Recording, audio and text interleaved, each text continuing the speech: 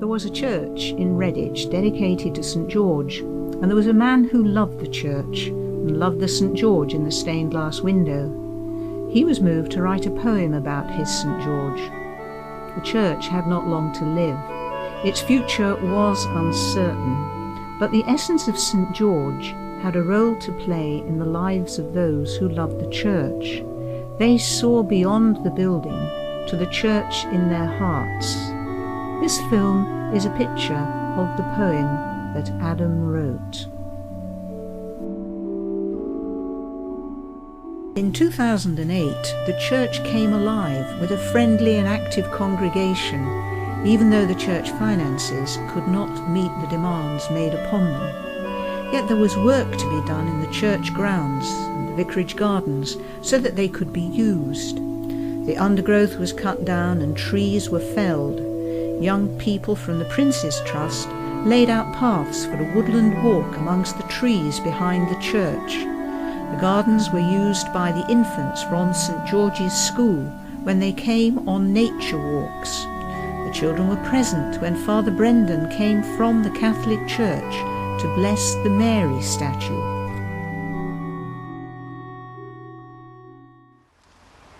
It looks much nicer when you can see the blue pansies. The idea of a Mary garden developed in the Middle Ages. The monks in the monasteries would have a garden either with blue and white flowers in honour of Our Lady, or there would be the flowers that had her name in the title, like Our Lady's mantle or Our Lady's bedstraw. And nowadays, because we've got this statue which had a very interesting history, it seemed right that we had it where people could come and enjoy it. And the children from St George's School bring down to Mary's statue. Mary's statue was broken and it was found in a builder's yard. And the builder said there was no point in mending it and putting it back because it had been targeted by youths in a passing train who wished to throw beer cans at it.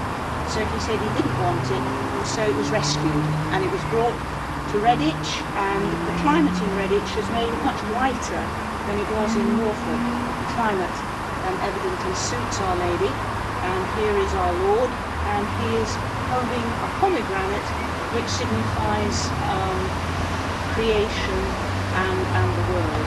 So it's a very beautiful statue, and it's enjoyed by the children from school when they come.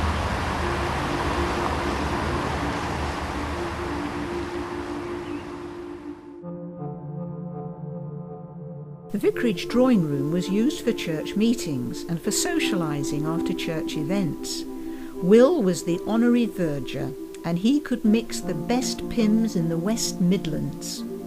The dining room was used for refreshments after midweek services and for bacon sandwiches after bonfire night. Doreen needed some kind of refreshment because she was set on fire twice, once by falling sparks and then again when a rocket went off sideways.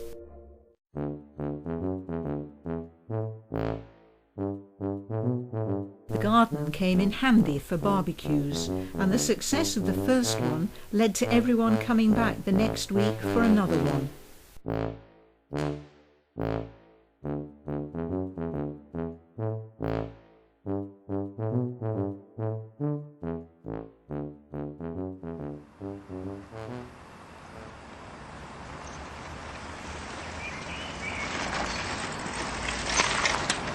The great thing about a bicycle is it's much easier to stop and talk to people than if you're in a car, and it's quite handy for me to get up to town, even go down to the Alex, and I've always enjoyed riding a bicycle.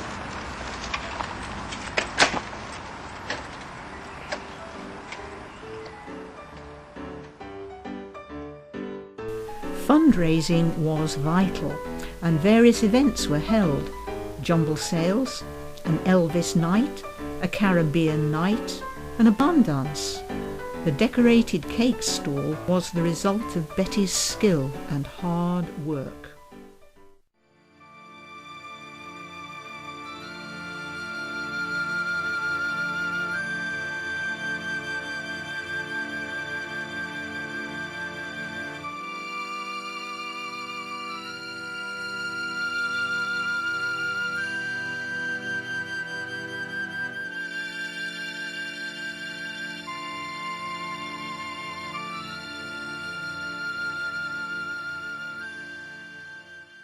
We were the kind of church family that loved doing things together, and our Friday night film nights always began with a trip to Mickey's Chippy for the fish and chips.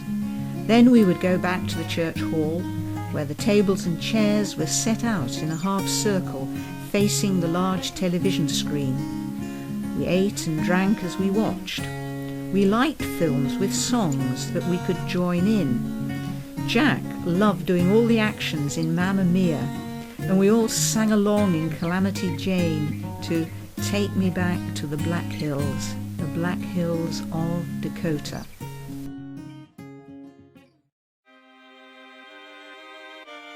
Though we were a small church, we worked hard to raise money at our summer fairs. One year, the confirmation candidate who presented the flowers to the lady who opened the fair surprised us all by putting on a black wig and dressing like Ozzy Osbourne.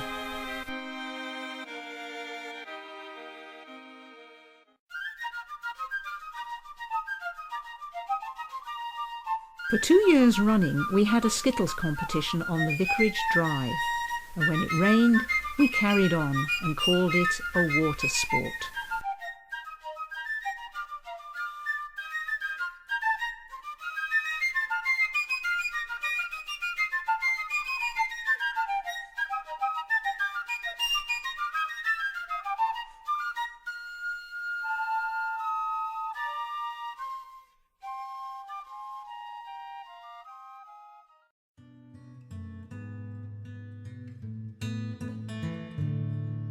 Harvest festivals were celebrated in style, and after the service we would not only share a harvest meal, but would set to and provide some entertainment.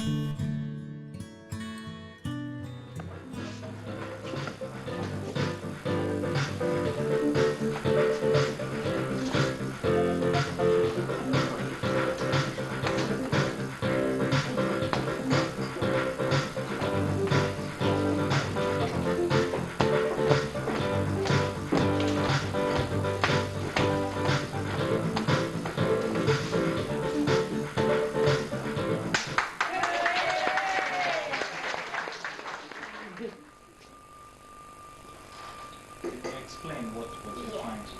I put a coin in my palm, close my hand, put a tissue over it, abracadabra.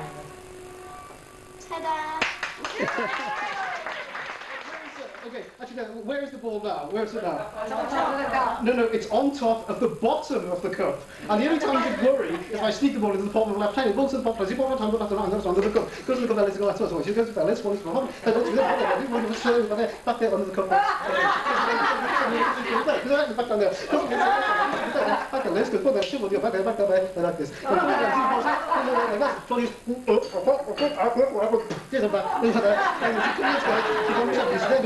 Like this, watch it, that goes back there, again there, like this, okay? Now the best thing is the couple goes in here, because this one goes there, goes back down there. This one this, go back there, like this, watch that, go back too, there, back there. Now the couple goes together, on the board, so everybody goes in the pocket, it goes on the left, over the cup. When you don't have a ball, I'm just, you're not following this, are you? Swan Storm. On a bright warm summer's day, we travelled for our match to play. It wasn't long before we found on every wink we were well down. The skip against me on ring 3 was bowling well. She out-bowled me. Beatty was her name, she said, a sturdy lass who looked well fed. Now I was offering up a plea when drama struck upon ring 3. As Beatty stood to bowl on green, she suddenly let out a scream. I've had a sting, it don't half hurt. The blasted wop's been up my skirt. Someone came with tube of cream. We looked to see where the wasp had been. Sure enough, it had had a treat. A big red spot on her chubby cheek. We rubbed in cream to ease the pain, then started bowling once again. But now poor Beatty lost her way. Her bowling seemed to go astray. The next few ends we had our fling, but much too late for us to win.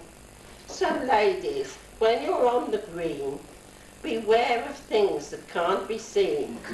For what a cheek that wasp had got, biting Beatty on the bot. Cautionary tale about church crawling, because as you know, Gil and I go church crawling. That's where most of our holidays are. And this one is about the summer fete at St George the Martyr, Redditch. So I will take you back, my friends. 'Twas 2nd of August 2008. We arrived at St George's, stood by the gate. Saw friendly people, tea and cakes. We ventured in, 'twas their summer fete. Welcome, they said. You're not too late, there's much going on, it's all first rate. Then, hello, said a lady in posh hat. We're all very friendly, including my cat. Now, to church every Sunday truly was meant to meet such nice people. And Reverend Penelope Dent.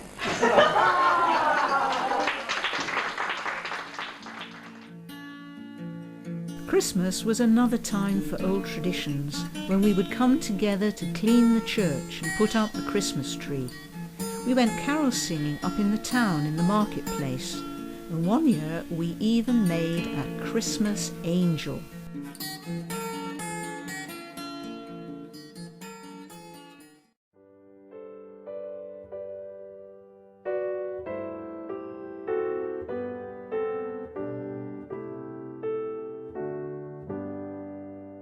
In 2009, Will built an Easter garden outside the church as an act of Christian witness. Ruth and Gil tended the garden, and the spring flowers were appreciated by everyone.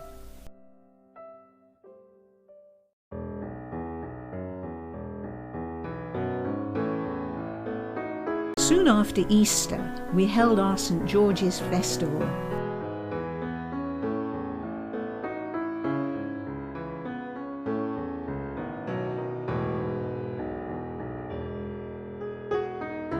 It was a time to display our treasures, the vestments, the beauty of the church, the stained glass windows, and the sound of our majestic 3-manual organ.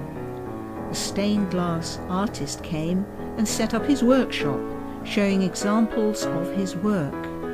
Our 2 adult confirmation candidates arranged the vestment exhibition, which included a set of high mass vestments made by ladies of the congregation in earlier years. As usual, we had a lively time, especially when the vicar's idea of moving one of the mannequins wearing a beautiful coat into the woodland walk went sadly wrong. Though there was damage done to the base of the mannequin, the photograph was taken to publicise the woodland walk. The painting competition for a picture of St George had no similar mishaps.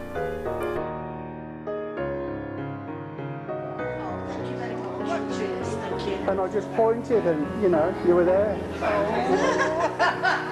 We have had some fun out there. Have you? Oh, we've been laughing. Is that a dummy enough? It's a good job if it's a dummy and not a man. I've been feeling his bum and everything. In the evening, after the hymn service, everyone gathered as usual in the vicarage for refreshments. With glass or cup of tea in hand, we watched the film which had been taken of the day's events, and one older member of the congregation commented on what happy times we had had in that room. Sadly, time was running out for St George's, and Adam, our own poet, warned of the coming darkness ahead.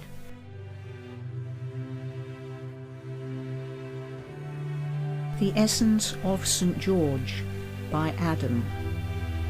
Beams of light make their daily journey through the tall window of St. George.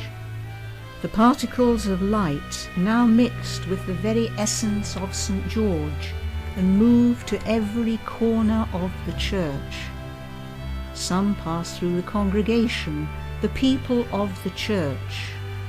More move over some unseen holy sword of St. George, which swipes to uncover thoughts within, and what he feels make him lift the holy lance for another battle. The holy essence of St. George can feel dangers. There are those who only want their own way, not St. George's way, the family way. Next time we look at the window of St. George, the beams of radiant light making their journey through, remember the essence of St. George coming forth with holy sword, shield, lance in hand. He knows that first to save the church, we must first look within, to heal, to be one.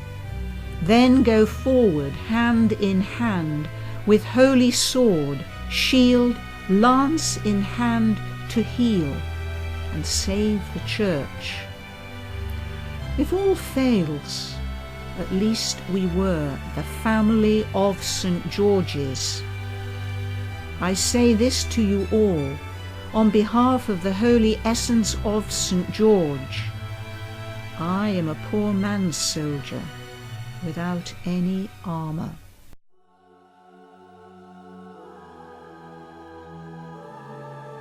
After the team vicar had arrived, it was discovered that a previous quinquennial report had required that £76,000 should be spent on repointing the west wall.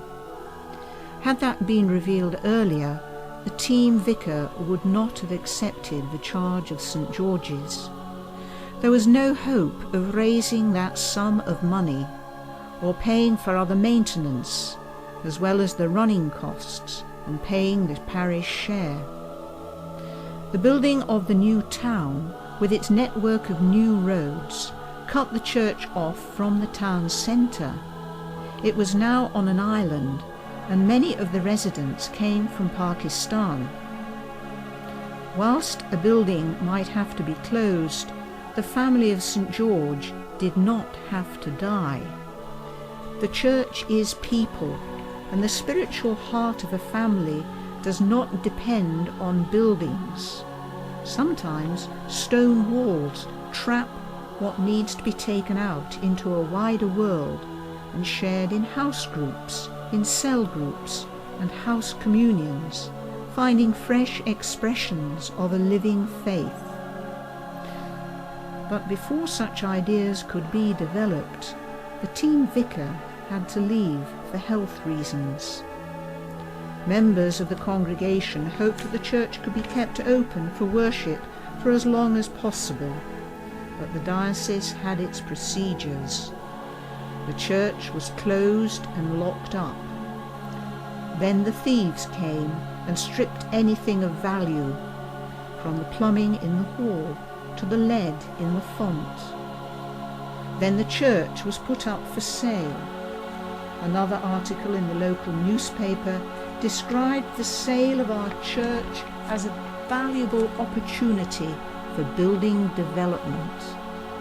By now, the family of St. George's was scattered and could only watch from a distance as the church fell downwards into dereliction. It was like watching helplessly whilst a dear friend was dying of neglect and abandonment.